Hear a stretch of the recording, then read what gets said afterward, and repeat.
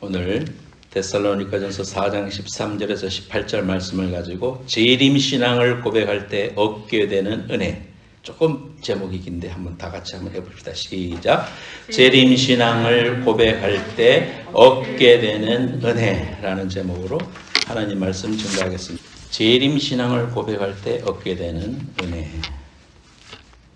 같은 목사님이 설교를 했어요.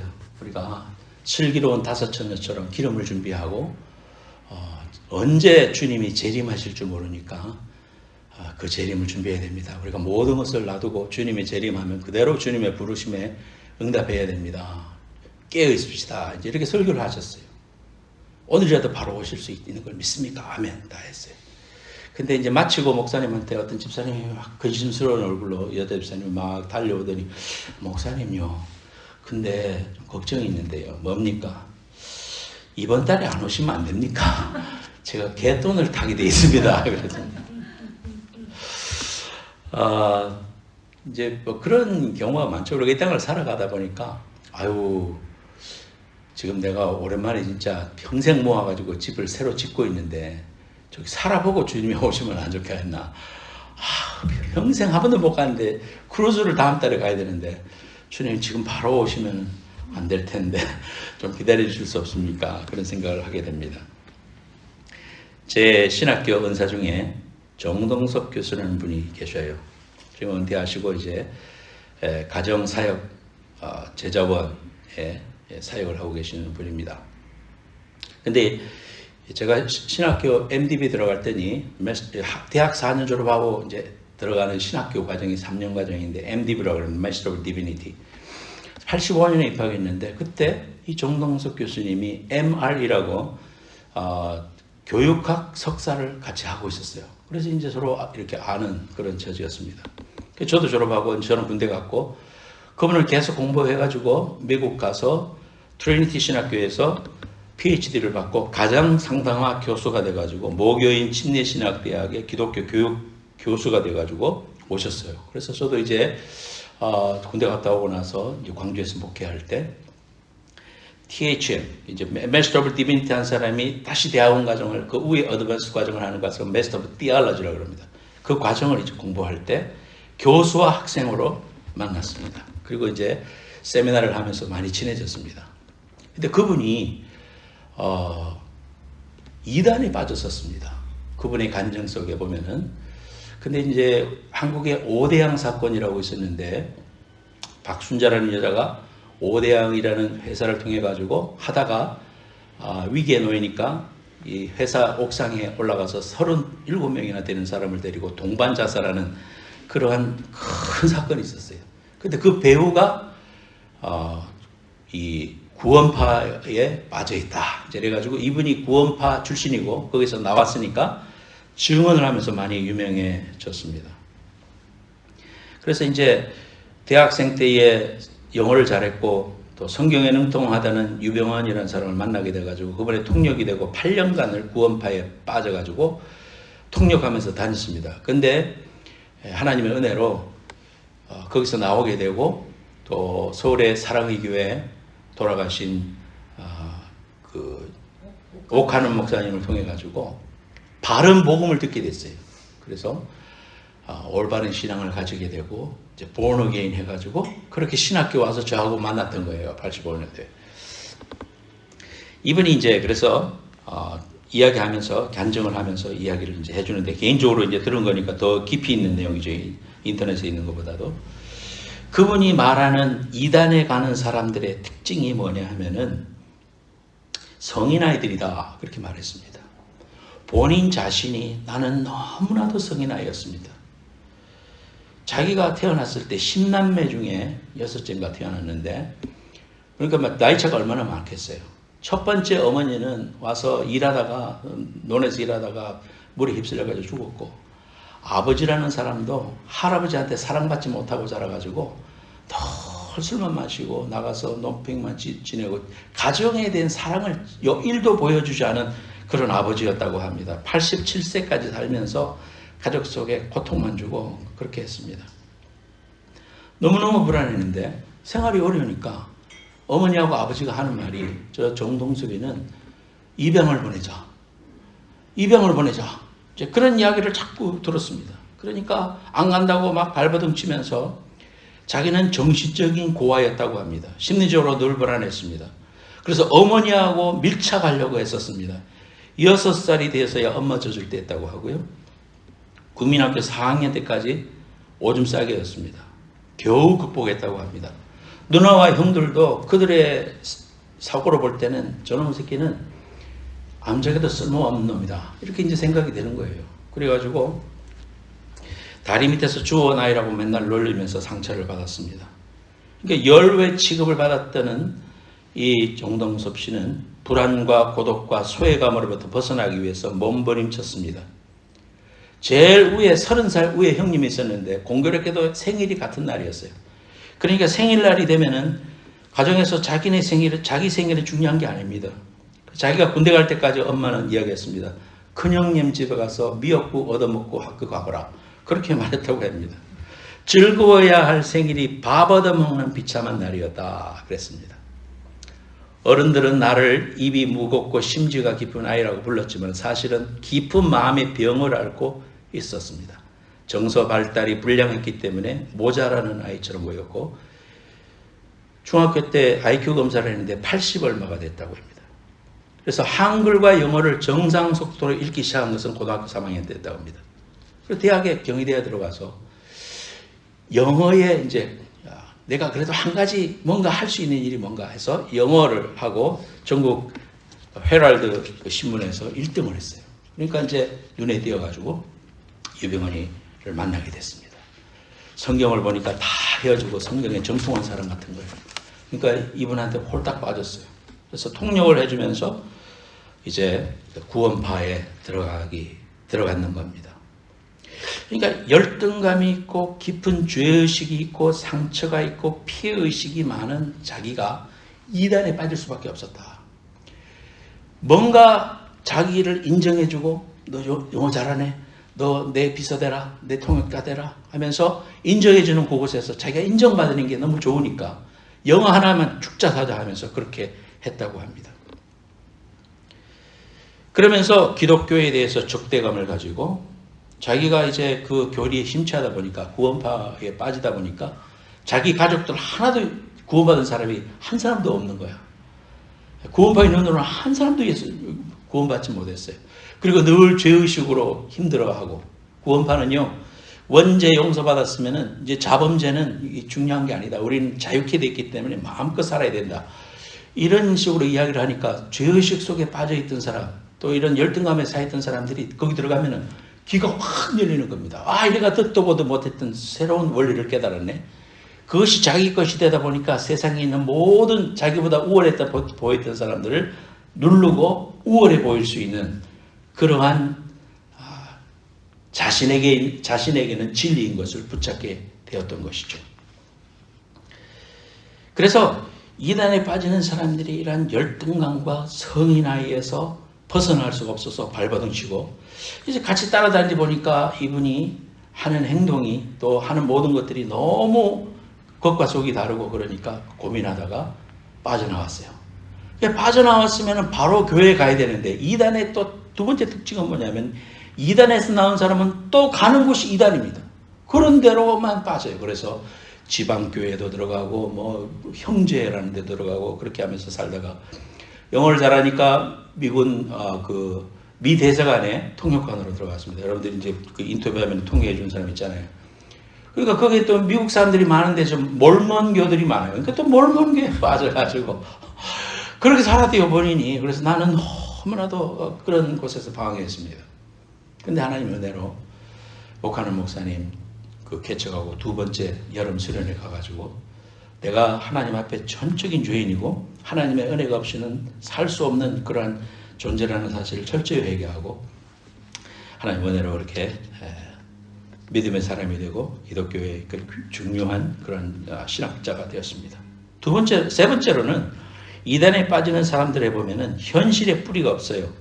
나는 흙수저고 가진 게 없고 배운 것이 없고 그러니까 빨리 재림 예수라는 게 와가지고 나를 인생 역전시켜주고 왕노릇하게 해주고 현실에 가진 자들을 싹 쓸어내고 새로운 가치체계로 재판해 주기를 바란다. 그러니까 이제 이 공산주의자들도 그렇고 이게 다 일맥상통하는 거 아닙니까?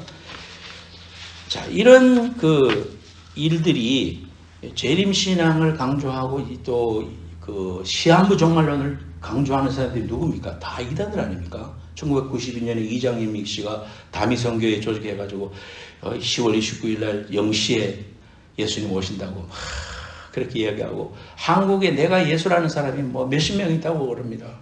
참 그런 그 재림신앙을 강조하다 보니까 도리어 정통적인 기독교, 저와 여러분들 같은 사람들도 재림신앙을 강조하면은 이단시가 될 수 있고, 또 그런 신앙을 강조하는 것이 좀 뒤떨어진 것 같은 그런 측면도 있으니까 거기에 대해서 별로 설교하고 거기에 대해서 이야기하는 사람이 별로 드뭅니다. 하지만 우리가 성경을 읽어보면은 신약 성경에 수많은 성도들의 간절한 그 기도가 있습니다. 그것은 마라나타, 아멘 주 예수여 속히 오시옵소서. 주님의 재림을 2000년 전에 예수님이 승천하시고 난 다음에 그때부터 기다려서 수많은 사람들이 소망하고 있는 것을 볼 수가 있습니다. 2000년이 흘렀지만은 우리의 마음속에 2000년이나 흘렀는데 예수님이 정말 오실까? 그런 생각도 들고, 또 여러 가지 이 재림신앙이 우리에게 어떤 영향을 미칠 수 있을까? 이런 이제 의문점이 들 수가 있겠죠. 오늘 제가 여러분에게 세 가지, 우리가 재림신앙을 고백하고 신앙하면은 우리에게 오는 은혜가 어떤 것인가. 그래서 여러분들이 이 재림신앙을 고백해야 됩니다. 그리고 사도신경을 보면은 전능하사 천지를 맞은 하나님 아버지를 내가 믿사오며, 그렇게 하면서 저리로서 산자와 죽은 자를 심판하러 오시리라. 그렇게 우리 신앙 고백에 그런 내용이 들어있지 않습니까? 그래서 우리가 이런 신앙을 고백하는 것이 굉장히 중요합니다. 그래서 재림신앙을 고백하면 얻는 첫 번째 유익은 뭔가? 따라합시다.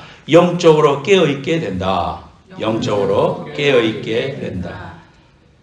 16절에 오늘 본문 말씀해 보니까 주께서 호령과 천사장의 소리와 하나님의 나팔 소리로 친히 하늘로부터 광림하시리니 그리스도 안에서 죽은 자들이 먼저 일어나고 그 후에 우리 살아남은 자들도 그들과 함께 구름 속으로 끌어올려, 그래서 휴거라는 말이 나온 겁니다. 끌어올려 공중에서 주님을 영접하게 할 것이다. 그리하여 우리가 항상 주와 함께 있으리라.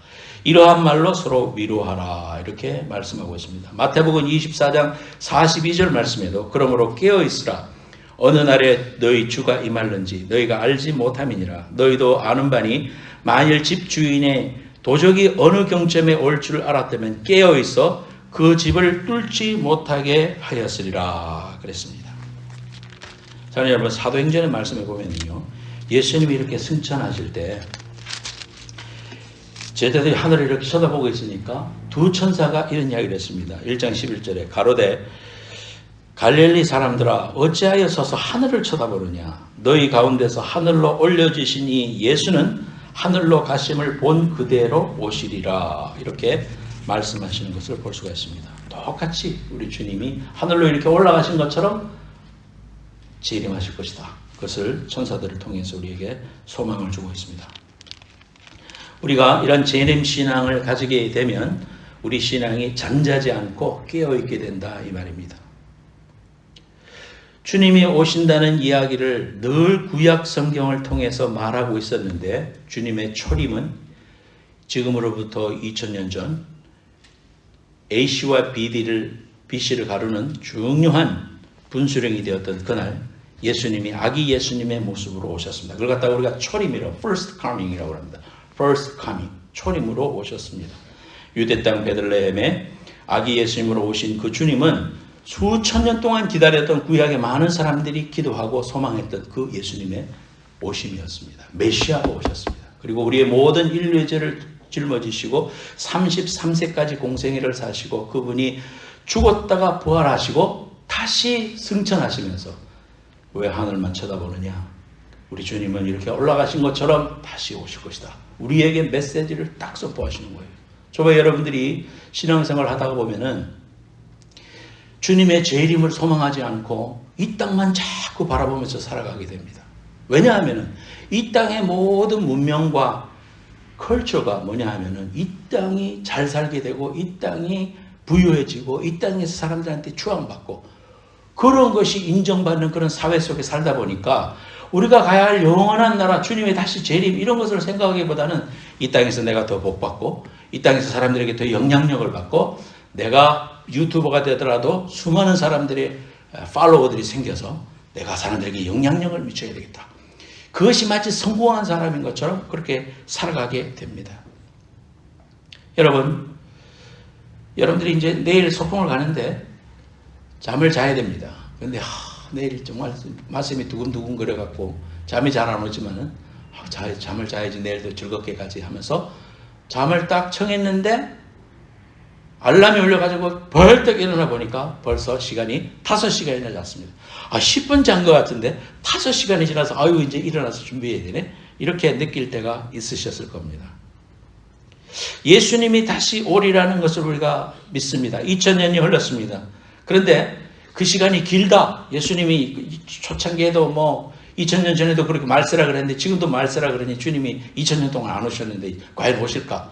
그러면서요. 기독교 이단들도 그렇고 세상 사람들도 그렇고 조롱하고 그거 아니야. 이 땅에서 잘 돼야 돼. 예수 믿어도 뭐니 해도 머니가 많아야 사람들한테 인정을 받지. 아니야. 교회에서도 사람들에게 인정받고 축복받으려면은 교회 더 많은 사람이 교회에서도 인정받는 거야. 발언권도 세지는 거야. 이러면서요. 주님의 재림신앙을 소망하지 않아요. 2000년 동안 기다리는 사람은 없죠. 우리 일생이 있어요. 여러분들에게 저에게 주어진 시간이 길게는 70년, 80년입니다. 요즘은 더 사니까 100세까지 산다고 봅시다. 김영환 집사님은 120세 사신다고 그랬죠. 150세. 죄송합니다. 150세인데. 150세까지 그런 마음으로 사셔야죠. 근데 우리 삶이요. 한계가 있잖아요. 근데 우리가 살아도 그 시간이 눈 깜짝할 사이 지났습니다. 저희 아버님이 유튜브를 보시다가 이제 알고리즘에 의해서 제 설교를 한번 누르면 어떻게 됩니까? 제 설교가 쫙 올라오잖아요. 근데 2014년에 우리가 이 행복한 교회 음악회를 했잖아. 음악회. 기억나죠? 음악회. 그래가지고 내가 조드남의 그리움도 부르고 그 다음에 그 알렐루야 나오는 목적도 없이 나는 방황했네 하면서 그 노래를 부르는 이제 그 동영상이 있어요. 그래서 그걸 뜨는 걸 보고 우리 아버님이 보시고는 너무 좋다 그러면서 또 말씀에도 은혜 받았다 그러면서 이제 하루는 너무 이렇게 감격해가지고 오셨어요. 그때 우리 성도들도 출연하고 저뿐만 한 게 아니고 다 불렀잖아요. 그 영상이 뜨더라고요. 그러니까 그게 벌써 10년 전이야. 2014년이었습니다. 2024년이 10년이 눈 깜짝할 사이 지나갔네. 정말 그런 생각이 듭니다. 마찬가지로 우리가 우리의 삶에서 예수님 기다리는 거예요. 여러분들 2000년이 흘렀고 또 앞으로 어떻게 얼마나 있을지 그거는 여러분들의 중요한 게 아니고 여러분의 일생을 통해서 주님의 재림을 기다리게 됩니다. 지금도 저와 여러분들도 주님의 재림을 기다리는 그러한 심정으로 살아갈 때 그렇구나. 죄 많은 이 세상은 내 집안이요. 영원한 저 천국에 내가 영원히 사는구나. 그거를 잊어버리지 않고 깨어있게 된다 이 말이에요. 영적인 잠을 자는 것처럼 괴로운 일은 없거든요. 여러분 우리가 일어나서 정신을 차리고 근신하여 우리가 지금 어느 도상에 있는가, 내가 지금 어디 있는가, 어디로 가고 있는가 이것을 다시 한 번 더 깨닫고요. 정신 차려 근신하여 하나님의 아들 독생자 예수 그리스도가 구름을 타고 임재하시는 재림을 실제적으로 바라보고 내 생애 가운데 주님이 오시더라도 부족할 것이 없는 주님과의 만남을 소망하는 실제적인 재림을 준비하는 성도들 되시기를 예수님의 이름으로 축원합니다. 이게 축복이에요.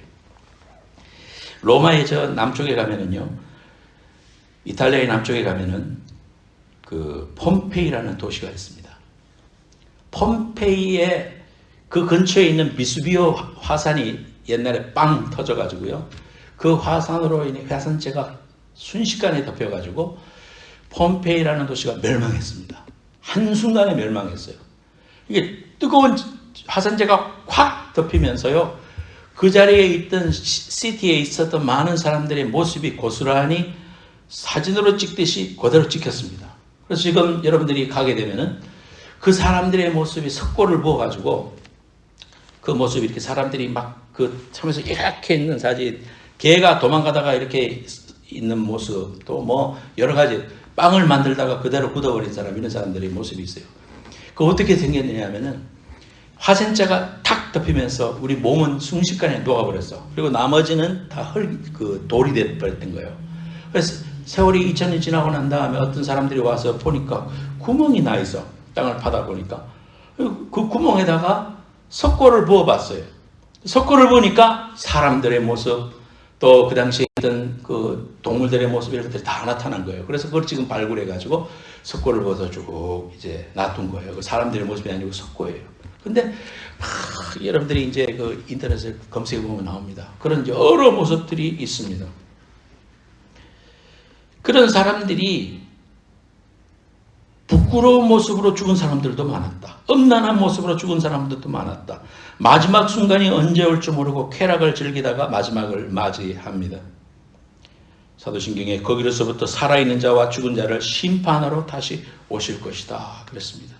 예수님이 언제 오실지는 우리는 모르지만 그러나 분명히 오실 거고, 그 오실 때 우리가 부끄러운 모습으로 주님 맞이하지 않도록 여러분들 영안을 열어 주님의 재림을 준비하는 그런 성도가 되어야 되겠습니다. 두 번째로 따라합시다. 세상을 이기는 능력을 받게 된다. 세상을 이기는 능력을 받게 된다.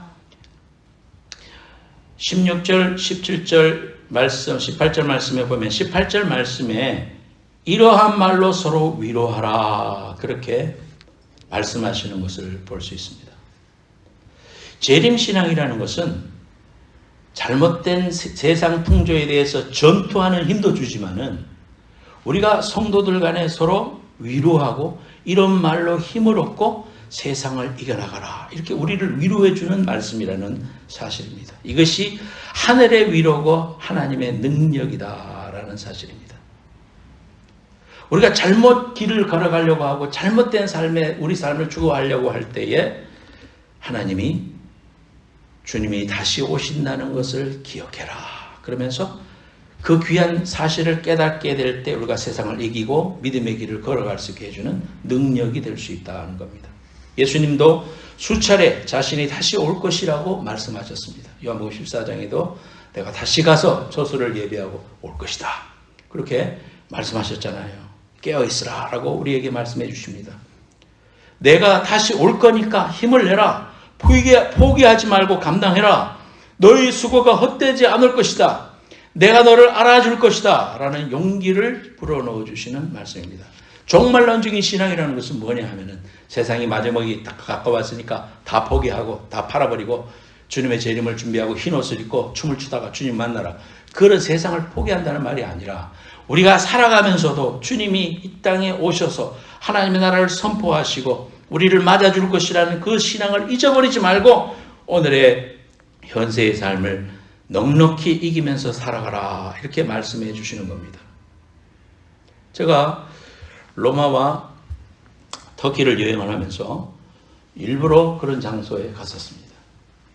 그래서 터키에 가면 데링구유라고 지하에 사람들이 들어가서 지하 20층까지 사람들이 들어가서 파고 살았던 장소, 지금은 관광객한테 8층까지만 개방을 해놨습니다.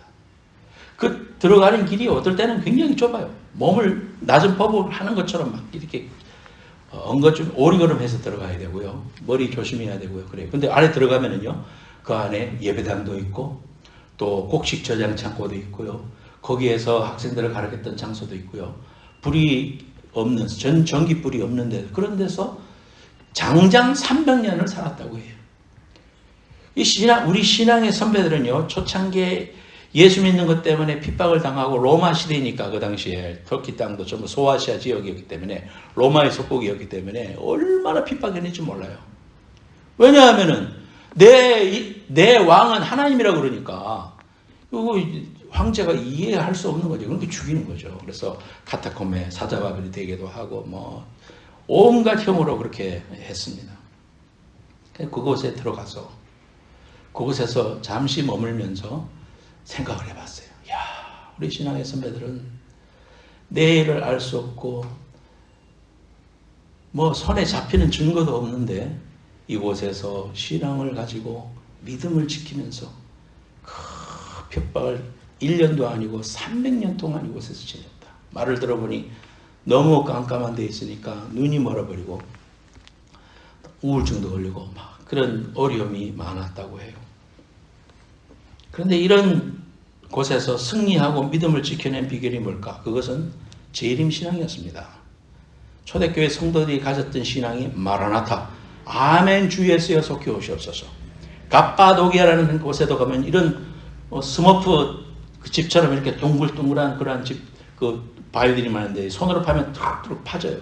그러니까 거기 파고 들어가가지고 그곳에서 살면서 조그마한 비둘기 집처럼 해가지고 그곳에서 살면서 자기 목숨도 지킬 뿐만 아니라 예배당도 만들고 그렇게 살아갔던 우리 신앙의 선배들, 그 재림신앙이 그대로 그렇게 지켰습니다. 일제강점기에 교회가 핍박을 많이 받았습니다. 신사참배 때문에 순교도 많이 했는데 그 힘이 어디서 왔는가? 재림신앙에서 왔다는 거예요. 6.25 때도 공산주의 핍박과 가난을 이겨낸 것은 한마디로 재림신앙이었습니다. 제가 굿라이프 선교단 하면서 소록도에 갔었는데, 소록도에 가서 복음을 전할 때 눈 빠지고 코도 문드러지고 했던 분들이 찬송을 따라 부르면서 막 그렇게 간절히 하나님을 찬송하는 모습을 보면서 우리가 도리어 은혜를 받았었습니다. 그렇게 할 수 있었던 그런 신앙을 나 환자들이 유지했던 방법 또한 재림신앙이라고 할 수 있습니다. 지금 우리들에게 아쉬운 것은 재림신앙이 약해져 가고 있다는 것입니다. 주께서는 하루가 천년 같고 천년이 하루 같다는 것을 우리에게 말씀해 주셨습니다. 주님이 언제 오시는가? 그것이 문제가 아니라 주님의 약속은 반드시 이루어진다는 것입니다. 재림신앙이 약해진 이유는 경제가 좋아지고 생활이 풍요로워지니 천국보다 이 세상이 좋은 것입니다. 환난과 핍박이 없으니 결국은 성도들이 이 땅에 더 오래 살기를 원하는 것입니다. 그래서 목사님들도 이런 설교보다는 잘 되는 설교, 축복받는 설교를 더 하기를 원하는 겁니다. 교회가 더 성장하기를 원하니까. 그런데 재림신앙은 꼭 가져야 될 사실입니다. 오늘 미국과 유럽의 선진국들이 경제성장과 함께 재림신앙이 약해졌습니다. 한국교회도 경제성장과 함께 재림신앙이 약해졌습니다. 이단들이 도리어 설칩니다. 이단들은 교회 역사와 함께 계속 존재했는데 그들이 자꾸 강조하는 것은 요한계시록이고 시한부 종말론입니다. 사람들을 그렇게 해서 미혹하는 것입니다. 주님의 재림은 반드시 온다며 깨어있으라고 성경은 이야기합니다. 사도 베드로도 그렇게 말했습니다. 열처녀 비유, 달란트 비유, 선한 사마리아 비유 이런 것도 다 주님 재림신앙을 이야기하는 비유죠. 우리가 재림신앙으로 무장해야 하나님 말씀대로 살 수 있습니다. 주님은 재림신앙에 대해서 318번이나 언급했다고 해요. 구약에서 예수님에 대해서 예언한 말씀은 다 이루어졌습니다. 예수님의 출생, 고난, 십자가 죽으심, 부활, 승천하심 다 이루어졌어요. 이제 하나 딱 남았어요. 그게만 재림입니다. 주님의 다시 오심, 이것만 하나 딱 남았어요. 성경에 있는 그대로 하신 말씀대로 이루어지고 그것만 지금 남아있습니다. 주님의 말씀대로 주님의 재림은 반드시 옴을 여러분 믿으시기를 바랍니다. 준비하는 성도가 됩시다. 저와 여러분들이. 세 번째로 따라하십시다. 사명을 끝까지 감당할 수 있게 해준다. 시작. 사명을 끝까지 감당할 수 있게 해준다. 오늘 저와 여러분들이 불렀던 많은 곡들이 고용은 찬양사역자죠. 비전, 부흥 이천, 마라나타, 물이 바다 덮음같이 모든 열방 주 볼 때까지 오직 주의 사랑에 매여 주님 다시 오실 때까지 이러한 것들을 작곡하신 분입니다. 참 한국에 이런 귀한 찬양사역자가 있다는 것이 큰 위로가 됩니다. 우리가 부르는 찬송들이 곡의 진행이나 또 이런 부분들도 우리가 심영진 씨가 지었는 것도 우리가 오늘 불렀는데 얼마나 참 영성 있고 이걸 부를 때마다 우리가 큰 은혜를 받는지 몰라요. 근데 그분이 아르헨티나에서 열렸던 남미 코스타 집회 때 같이 참석했던 목사님한테 이런 일화를 남겼다고 해요. 그분이 이렇게 말했습니다. 제 마음에 간절한 소원이 있다면 땅끝에서 주님을 뵙는 것입니다. 땅끝까지 이르러 내 증인이 되라고 하셨는데 편안한 곳, 안락한 곳에서 다시 주님을 뵙는 것이 아니라 정말 땅끝에서 주님을 뵙고 싶습니다. 이곳이 남미 아르헨티나이고 한국의 정반대쪽이어서 더욱 그 생각을 하게 됩니다. 땅끝에서 주님을 뵙되 그냥 빈손이 아니라 주님께 드릴 열매를 가득 안고 주님을 뵙고 싶습니다. 여러분, 우리는 고백이 우리의 고백이 되어야 되지 않을까요? 주님을 뵐 뿐만 아니라 우리 손에 주님께 드릴 뭔가가 있어야 되지 않겠습니까? 주님께서 다시 오실 때까지 저에게 맡기신 사명을 감당하면서 빈손이 아니라 열매를 가지고 주님을 뵙겠습니다. 편안한 곳, 안락한 곳이 아니라 정말 땅끝에서 주님을 뵙겠습니다. 이상한 짓, 어처구니 없는 짓을 하다가 주님을 뵙는 것이 아니라 주님이 기뻐하시는 일을 하다가 주님을 뵙겠습니다. 이렇게 결단을 해야 되지 않겠습니까? 이렇게 결단하고 다시 한번 힘을 얻는 그것이 뭐냐? 종말론적인 신앙입니다. 주님의 재림을 준비하고 실제적으로 내 삶에 그러한 것들이 온다는 사실을 기억하고 믿음으로 살고 주님을 기다리는 그러한 준비. 여러분, 주보에 우리 교회의 비전 스테이트먼트를 여러분들이 읽으시면서 우리 교회의 비전 스테이트먼트이 주님의 재림을 준비하는 교회예요. 주님의 재림이 오시려면 복음이 전파돼야 되고 그걸 위해서 우리가 순종하려고 모인 거예요. 저와 여러분들이 모인 목적이 그거예요. 이 땅에 복음을 증거해서 주님의 재림을 기다리는 교회 성도, 그런 목사, 그런 성도들이 되시기를 예수님으로 축원합니다. 여러분, 여기 팔로알토에 가면은 팔로알토 고라지에서 시작한 애플을 창업한 스티브 잡스의 집이 있습니다. 이 스티브 잡스는 여러분들이 어마무시한 그런 일을 했죠. 그분이 대단한 일을 했습니다. 때로는 자기가 창업한 애플에서 쫓겨나기도 했고, 다시 돌아가가지고요, 한꺼번에 3,000명을 해고하기도 하고, 영업의 달인이고, 그러니까요. 아이폰을 만들어가지고, 그 당시에 영상을 보니까, 지금 보면 아무것도 아닌데, 여러분 보십시오. 사진을 하면서 쫙 늘리고, 이런 걸 보고 사람들이 막 소리 지르고, 휘파람 불고 막 그래. 이렇게 커집니다. 하면서 이제, 지금 우리가 볼 때는 아무것도 아닌데, 그 당시에는 큰 기술이었어요. 그리고요, 사람이 얼마나 칼 같은지요. 엘리베이터에서 직원을 만났는데, 직원, 당신은 지금 무슨 일을 하고 있습니까? 하니까 이 사람이 너무 당황해가지고 말을 잘 못하고 쭈뼛쭈뼛 하니까 그 자리에서 파이어를 시켰대요. 그만큼 칼 같은 사람이었어요. 그러니까 또 큰 기억을 했을지는 모르는데요. 마지막에 그런 걸 후회했다 그러죠. 근데요, 2011년 7년간의 췌장암 2병 후에 죽었습니다. 그래서 그분이 이제 죽으면서 어떤 사람은 이거는 이분이 직접 쓴 글은 아니다. 다른 데서 빌려왔다. 그런 말을 하는데, 어쨌든 제가 읽어보니까 우리에게 도움이 되는 글이에요. 그분이 병원에서 이런 이야기를 했다고 그래요. 썼다고 그래요.